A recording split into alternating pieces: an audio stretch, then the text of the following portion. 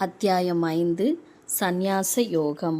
பகவான் கிருஷ்ணர் சொன்னது: உண்மையை உணர்ந்து செயலில் ஈடுபடுபவன் பார்த்தாலும் கேட்டாலும் தொட்டாலும் முகர்ந்தாலும் உண்டாலும் நடந்தாலும் தூங்கினாலும் சுவாசித்தாலும் பேசினாலும் இயற்கை கடன்களை கழித்தாலும் பிடித்தாலும் கண் விழித்தாலும் கண் மூடினாலும் புலன்கள் பொருட்களில் செயல்படுகின்றன என்று புரிந்து கொண்டு நான் எதையும் செய்வதில்லை என்று நினைக்க வேண்டும்.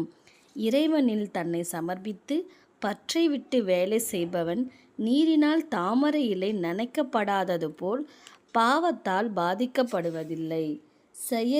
செயலின்மை காண்கின்ற கர்மயோகிகள் பற்றை விட்டு மன தூய்மைக்காக உடல், மனம், அறிவு என்று வெறுமனே புலன்களால் வேலை செய்கிறார்கள்.